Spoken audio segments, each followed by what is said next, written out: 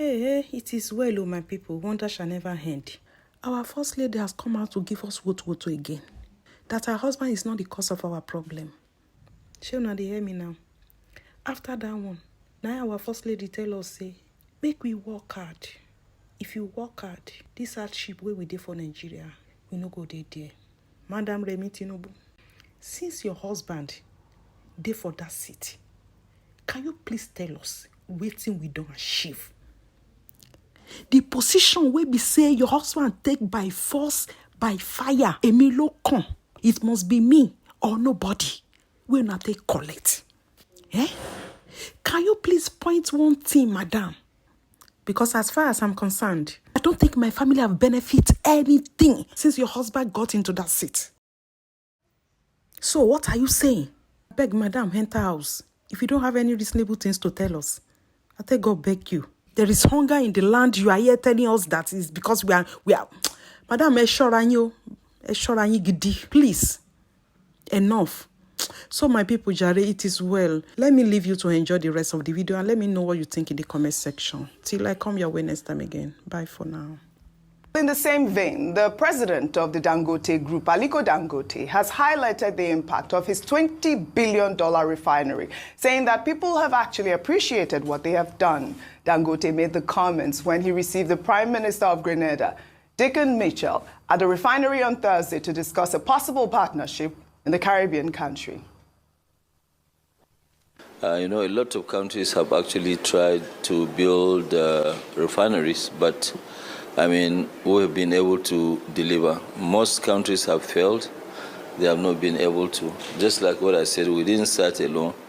Mexico started. Mexico might not finish till 2026. So it means that, yes, we have actually done well. They are very proud that, yes, a black person like them from the Caribbean, I'm a Nigerian, but, we've been able to deliver. And I think also to them, this is a dream for them. Most of them, they've started finding oil, Suriname, Guyana, and Co. But they too, they're exporting 100% out and importing finished, petroleum product. And their petroleum product is almost twice the cost of even US when you look at the cost. So to them, really, they don't have any dream more than building a refinery. I don't mean this size, but something that can cater for their own demand. There are quite a lot of partnership where, the Prime Minister is not only Prime Minister of Grenada, he's also the chairman of the Caribbean states. We are looking at also cement. We are looking at petroleum, to buy maybe some crude from them, also to sell some of our petroleum products. Alhaji Aliko Dangote here has, highlighted the same issues that we have here in Nigeria, in Grenada. They are also importing and exporting finished products. This is not a unique thing for Nigeria. Again, it's kudos to the Dangote Refinery. We do have a fully deregulated economy at this point with the new pump price of petrol. Dr. Bati, before I come to you. Yes, in the same vein, the First Lady of Nigeria, Senator Remi Tinubu, on Thursday said that her husband, President Bola Ahmed Tinubu, is not the cause of the current hardship ravaging the country. The First Lady made the comments while speaking at the palace of the Oni of Ife, Oba Adeyeye Ogunwusi. She noted that the current administration was only making efforts to secure the future of the country. But Nigerians will not understand this actual statement. Let me take this tweet from Babs, who wrote, "True, your husband didn't cause the hardship, but he took up the job to reduce the hardship and not to make the hardship harder for Nigerians. Nigerians are not ready for excuses. Nigerians only want to see a better life and improved economy. Nigerians expect more from your husband." Dr. Bati. Okay, very quickly. First, I think it's a great achievement for the Dangote Refinery, Yes. the largest single-train refinery in Europe and Africa, with a capacity of producing 650,000 liters of finished petrol per day, including petrochemical plants and other distillates derivatives from the refining process. Now, the Prime Minister of Grenada was visiting. It's not just Mitchell. It's not just the Prime Minister of Grenada. He's also the chairman of the Caribbean states. And it was, part of their discussion, the Prime Minister and chairman of the Caribbean states inspecting the facility and then saying, well, there could be a strong trade deal between Dangote Refinery and the Caribbean states. And it was in that context that Alhaji Aliko Dangote made it clear that, look, that trade deal will involve the Dangote Refinery getting crude from the Caribbean and also selling to the Caribbean. And already, it's an international business that the Dangote Refinery is running. So it's good to see that the refinery is opening up a market out there in the Caribbean. After all, Mr. Edwin Devakuma, the chief operating officer of the refinery, had made it very clear at inception that even if Nigerians do not buy from Dangote Refinery, they will sell internationally. And they've exported some cargo, to Europe and to other parts of Africa. So great vision, great accomplishment. And what the only caveat is to add that the Nigerian government should also see how to support this enterprise, which provides jobs and opportunities for many Nigerians. The other issue about price, where all of us are groaning, we are. and some people argue that subsidy is not something you say government cannot provide. If they save subsidy in petroleum, can they use that subsidy for education, for healthcare? Okay, I hear they are already subsidizing education and healthcare, but they can do more in terms of building our healthcare sector and building also our education sector. As for Mrs. Remi Tinubu, appearance at the Obafemi Awolowo University, there have been many versions to it. Okay. People have said... Go on that, Dr. Abati, because what I talked about was, for Remi Tinubu, was about the fact that her husband should not be blamed for the hardship. And I will read that. Do you see that on the poster? Do you see? Yes, absolutely. But before I take that comment, Rufai, I think you wanted to make a quick comment on the Dangote Refinery or something. Yes, I just want to say, quickly, the world will come and meet you. Yes. And I'm happy that the likes of Caribbean, Grenada, is coming to have this conversation with the Dangote Refinery. And it was the Dangote Refinery that spared us the blushes over these years of not being able to produce locally. So very good commendation to the Dangote Refinery as regards this. We should also remember crude oil is an international business. It's an international business, yes. You will always need crude in any part of the world. Absolutely. And right on. That's just all I want to say. I really wanted to comment on somebody saying her husband is not the one causing the pain. Yes, okay. My question will have been, so it's me, Rufai Oseni, that is causing the pain in Nigeria. It's me that devalued the currency, removed subsidy, not solving the corruption in the NNPC, which is still showing till date. Well, that's what even Ipman is complaining about. So it is me that went ahead and made promises and didn't keep the promises. It is me that betrayed the NLC as we speak today, telling the NLC that if I pay you 70,000, I will not increase fuel price, but now it's gone on to increase fuel price. It is me that did all that one, Abi.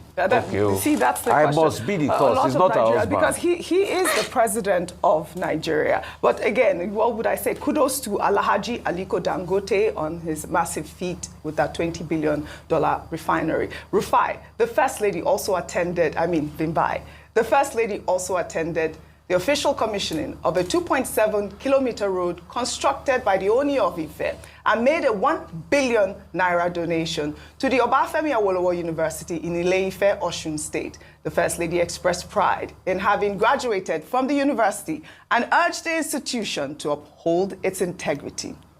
The chairman is here.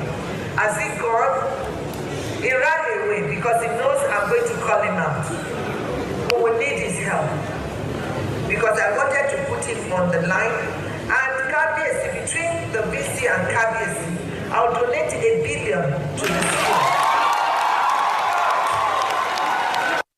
All right, our favorite Nigerian wife. The first lady is always doing the Lord's work, but it's nice to see. Only yesterday day before yesterday, we took the story of the people, the alumni of University of Ibadan donating and giving back to school. Real quick comment. Yeah, it's beautiful to see the First Lady engaging in philanthropic work. I believe her son, Tinubu, has also been involved in quite a lot of philanthropic activities recently. However, it has to be stated, can we create a country that doesn't have to depend on the whims and the goodness and the goodwill of those who have, for the have-nots to be able to meet their daily expenses and to be able to meet their daily need. Education, there's a big debate that took place in the Senate earlier this week with regards to, the Senate was saying that, the budget for education, more money needs to be poured into education. And I thought it was quite funny because at the University of Ibadan donating and giving back to school. Real quick comment. Yeah, it's beautiful to see the First Lady engaging in philanthropic work.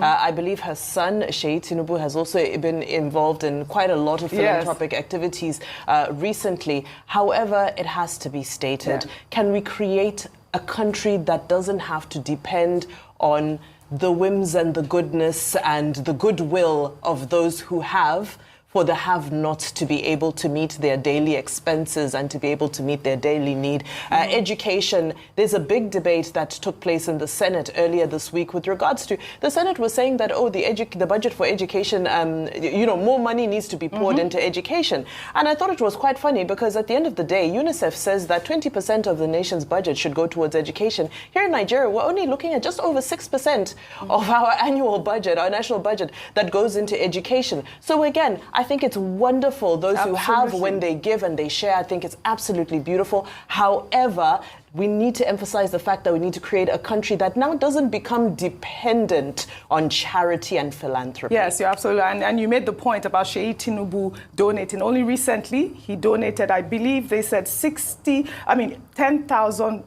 indigent patients are going to benefit from the 60 tertiary health institutions in the country through his foundation. He's targeting to alleviate financial hardship for medication of over 10,000 people. I mean, it's amazing that, we keep giving at the point. What I was going to say about Mrs. Remi Tinubu, she was in Ife for the 50th anniversary birthday celebration of the Oni of Ife, Obagunwusi III. Happy birthday to him as he clocks 50.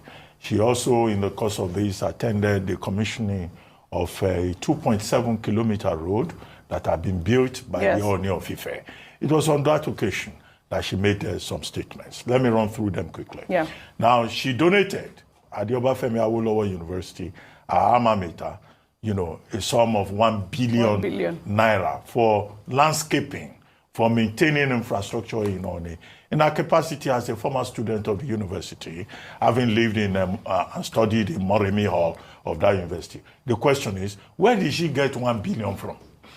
Is that from government budget, or is it a donation from individuals to a foundation that she runs, or is it from businesses? We would like to know, the people who donated that 1 billion.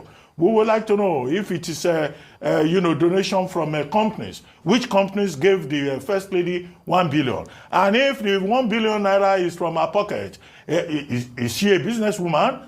To the best of our knowledge, she's the wife of the president. So many Nigerians will be curious about that. Then she said there's no free food for lazy people in Nigeria. That hard work, she's recommending hard work to all of us. Well, I think I'm very hardworking, and I think everybody on this table is hardworking. Our hard work has not brought us 1 billion. So this is a myth about Nigerians should work very hard and be patient. And she says Nigerians don't know what the Lord is doing in Nigeria. I know that there are people who have eyes but cannot see. But if the Lord is actually doing something concrete, we will not be suffering to buy petrol. We will not be struggling to buy loaf of bread. Then she said, in 2 years' time, that Nigerians will see what the Lord is doing. Well, we hope we will all still be in one shape by 2 years' time. All right. And then it was in that context also that she said her husband did not create hardship in Nigeria. We are not saying her husband created hardship in Nigeria. We're saying that the president himself, President Tinubu, told us that he has a responsibility to fix the problem. Let him fix the problem. When he fixes the problem, we will appreciate him. And we hope very soon that his working vacation will come to an end and he will return to Nigeria, because there are serious issues about hardship, not caused by our laziness. And there are also serious issues in Rivers State that is threatening to be a major test for his administration. Well said, Dr. Abasi. See what the Lord has done. Come and see what the Lord has done. No, in 2 years' Come and in see 2 years' time. Come and In 2 years' time. Dr. Abasi, she says we now will well see. done. Now well done. Now well done.